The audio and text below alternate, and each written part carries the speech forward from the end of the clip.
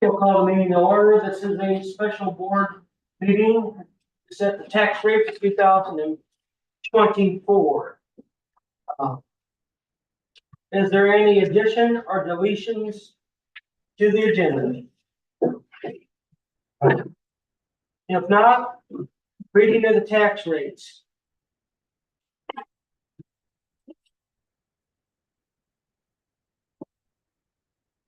The assessed evaluation, this is for 2024 through 2025.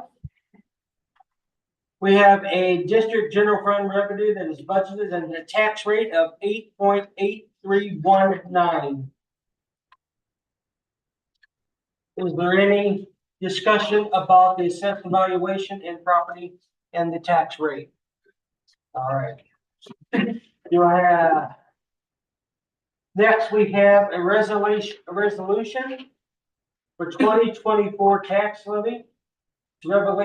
Resolution 24-15. Have you had a chance to review the resolution? Yeah. Is there any discussion about the resolution? I make a motion to pass the resolution. All in favor? Aye. Approval of the pro forma. Ready to go. Yep. Approve it, I'll send it off. Fine. I've had a chance to look over the paperwork. I don't have any discussion about it. All right, then I make a motion that we approve the pro forma. Second. All in favor? Aye. Since there is no other issue before the board, we have approved the tax rate levy for this hearing for 2024 to 2025. Make a motion to adjourn the tax hearing. Second. All in favor? Aye. Point out too, we're down, assessed valuation of almost $2 million with personal property. And the problem we're gonna have moving forward with a lot of this stuff is with the tax increase last year, we're at our highest authorized voter tax rate. So we have nowhere to go but down. To whereas if we had already been through some reassessment years and we had to go back, we could have raised up some and gone from there. If you notice on the pro forma too, the state even has on there that we're almost a penny. We could have gone up almost an entire penny due to where we're at, but we can't because of the laws of the tax rate scheme. So,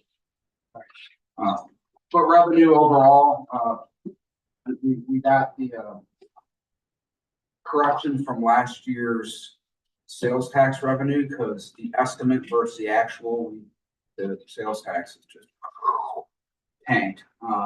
So with that correction and some of the new construction on the residential side of things, we are getting a whopping $9,000 increase.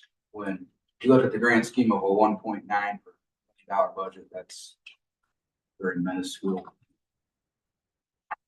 Before we go on, so I need your signature. Just right there.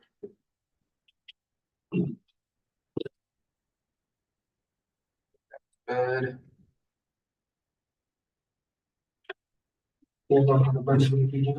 That is the right.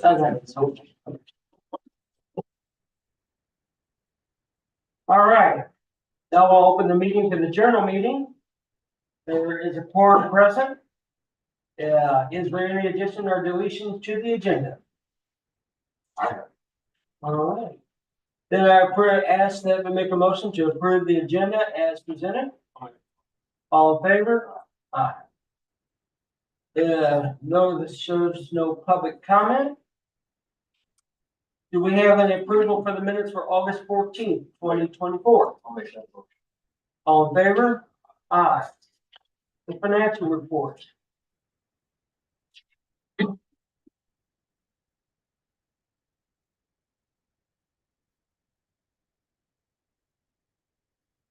I got it right here. You want me to read it real fast? Go ahead. As of August 31st, general fund, bank account, we have $837,468.76. The capital fund, reserve fund, $374,429.77. Building and land fund, $133,560.07. Total assets, $1,345,458.60. Current liabilities, $3,959.42. Income for the month of August was $113,395.70. Expenses for the month were $270,392.44. Just want to point out it was a 3-check month, and we had the payment on. Yeah. Motion to approve that report. I second that, all in favor?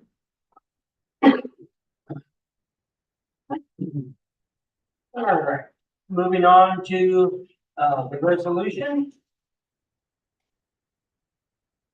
If there's no objection, I make a motion to approve the ordinance 24-16 and pay the checks outlined in the charge.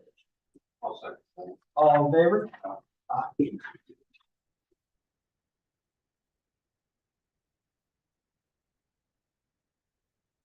Is there any communications? None noted. All right, staff report, fire marshal report, please. There was one building permit issued for the month of August.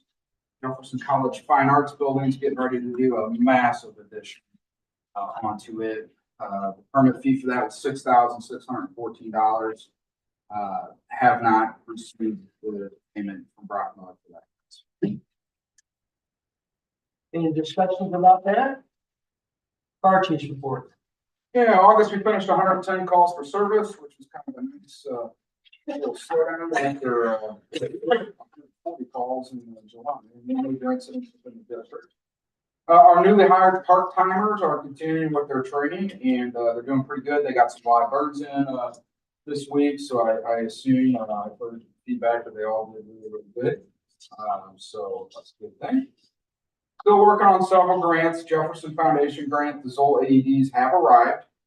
Jason's gonna work, over the next week or so, getting crews, trained, their small line training they're doing as well too, so they'll be on the truck, here shortly. The AFG grant, they have begun awarding funding for that. I think they've doled out 287 million of the 350 million that they had advertised for that. They said they'll be done with 30th of this month. So I don't think we're gonna get it. We have no update on the funding for the emergency operations. We are almost wrapped up with the Alexa full policy rewrite. We'll be complete here within hopefully the next few weeks. Still working on the stoplight issue. Did catch some flack from somebody on Facebook. They got slammed pretty much by whoever. However, I do think I don't know what to do at this point. I need to send that documentation that I found, which is the road relinquishing agreement, the ordinance from the city accepting it, to Bianca to see if she wants to touch it. If she doesn't, because of the conflict of interest with the city, we'll have to go outside counsel to deal with that issue. But there's no issue between us and the city. We're just trying to figure out who owns the dang thing. So I don't see why she won't do that. So I'm gonna take that route for now. I'm gonna let you go. So I am concerned after, and I got to thinking, I'm like, after that stoplight came tumbling down at B&20 or A&21 down here, I'm like, what if somebody hits our stoplight? You're supposed to carry an insurance on that. I don't have an answer. The box, all the other ones I ride by, I'm like, I don't know. Really, how? So you can hear it. You just catch on fire with the phone insurance. Right. I'm like, just kidding. There's a lot of noise. Yeah, I don't know the first thing about Me either. box. You're supposed to, but someone under knows doing it. All right, no, you're good. So we're still awaiting the final processes for the new station alerting system. We had a gentleman in here who was a third-party contractor from Honeywell to come in. They did some more programming on the system, did kind of a check of everything, got some things working that weren't working because of the installers. So Honeywell and Phoenix, they're very thorough with their systems, and they have a lot of people looking over it to make sure it's done right, which I like. So now the next step is waiting for Jefferson County 911 to finish the training on their end. Hopefully in the next 2 or 3 weeks, it'll be fully up and functioning and running as it should. So we'll see. I'm gonna let Jason talk about this next item. The apparatus committee went to Suffolk in August for the pre-construction conference. Go ahead, Jason. Up in 3 days in Ohio. We did obviously a couple little changes like we normally do, but we ended up saving a couple $100, about $300-400, I guess, off the contract, which is nothing crazy. Just some minor changes, you know, we added a trough on one side of the truck, we took off these certain seam like they had replaced it with a different one, just little small stuff, but nothing major was changed. Have not heard any update on delivery stuff, so I guess we're still December 25. Thank you to everybody on the committee that went up there, Dan and Brian, anything to add to that? No, it was good. It was very professional. They had 14 laid out with this one, so there's anything changed. I thought we did put this on 14. Wow. That's very good. I don't need from 1.3. Right. Yes. Building project is continuing. We have, I talked to Billy Hurchin. He's gonna do a construction elevation survey on the property next door. So if we get the grant, it's ready to rock and roll. So as soon as we get that done, he was supposed to do it last week. I don't know if he ever did or not. I'll have to call and see. And then, we'll get back with Steve Bacon and the building committee and continue on with, the rest of the design phase for all of that. So. ISO review, they were here on 8/14. I think that was our last board meeting. They were there that day. We're still funneling him some information. It could be 6 months before we know anything. I don't have a feeling really either way. So I don't think we've gained enough points to go down to a class 4 yet, but I think a lot of the progress that we're doing will get to that point. So working on the new online training platform. Me and Kyle had a meeting with them last week. We're getting things up and rolling with that. Boyer construction, I haven't heard when they're gonna start, some point this fall. Storm damage repairs though are moving forward. Jake finished the roof out of house 2, looks great. I talked to Rob Stark from Stark Roofing. We're on the list for them to come out and get everything done. We are gonna change up. I didn't talk to everybody, I talked to a few. We're gonna put black guttering up because they turn black anyway from all the mold on it. So figured it might keep them looking. 6528 failed with safety inspection due to a U-joint. While attempting to fix that, they somehow broke the axle. It was an $892 repair. All the big trucks had their mid-year PMs back in August. All the smaller trucks were inspected by Bakers. They're monitoring a oil leak, pretty good one on 6524. We're just monitoring it for now.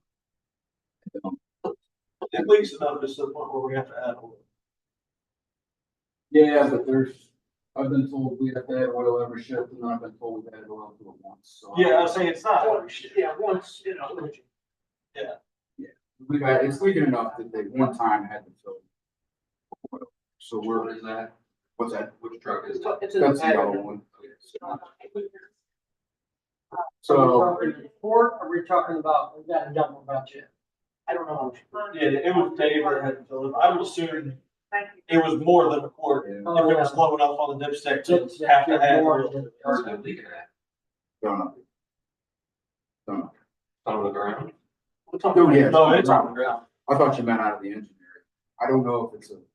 The mechanics said we would have to do the black light dye and the oil and clean the engine off and then hit it with this black light to see where it's seeping from. That could be something easy. For my time. We'll monitor that and kind of, it's been, and I don't want to, it's not anything. It's been leaking. They've called this out for how many years? So it's just, it is getting worse. Training this week continues to focus on, some hose line work. We've been down at the training tower with Jefferson County Emergency Services Training Academy. And again, we participated in some live fire training down at the, training facility as well. PR events are ongoing. We did truck and tractor pull up at the, fairgrounds, and then crews did visit the, World War II reenactment, which is pretty cool. If you didn't make it up there, it was a neat event to see, and now we're gearing up for Fire for Lunch tomorrow. What got? Have they asked for us to be for the Halloween parade? Yeah, we're gonna be in that. Yeah. Yep. Shop stirred report, you got anything? Nothing, okay. Old business. 6523, the old 6520. As I feared, that deal has fallen through with Bell City Fire Department. However, I do have somebody else in line, and that's Richwoods Fire. As long as you guys are okay with that, I've already kind of talked back and forth with Chief Hoffman down there at Richwoods, and we'll get something figured. I want to. So, Get it figured out? okay, I will move forward with that. New business. Emergency window replacement. Yes. Got some bids here? Yes, it was pointed out to, me, when was that, last week? Jason, I believe that the upstairs window, was leaking. And sure enough, if you look at it, it's bowed. It's leaking down the corners. It's been down into the driveway already. So I called Travis Johnson and said, come replace it. So he's going to, the bid price was, they're not normal size windows. You can't get egress windows to fit in there, so do another thing, breaks fire code, but without tearing the building apart, what are you gonna do? I'm not sure there's headers above those windows, if they're bowing like that either. What are you gonna do? $2,388.15 to replace those three. Got to do it, yeah. Oh, do, yeah. I'll see. Onboard, the management software. Yeah, we finally found a computer software system that we like. Julie is on it now, typing the minutes and that's meeting. It will computerize all of this. So we don't have to do all of this and spend days organizing all of this. So the next step would be to look at a Chromebook for each one of the board members. This also features a public facing portal as well too, to where general public can watch board meetings, they can see minutes, see agendas and all that stuff too, which I think is important for transparency. It's kind of automatic, so it's not something that you have to totally manage on a monthly basis. So the annual cost for that is $2,160. So we would like to, with the board's blessing, move forward. Fine with me, make a motion. Okay. All members. Is there anything else for the board? We'll cancel our current, obviously, our current Right. program that we're using. All right, close the meeting and make a motion to adjourn at 7:20. Don't go anywhere, gentlemen. Yeah. They're not going anywhere. Here, Bob, I'm gonna give you. Hold on a second, let me end this meeting here.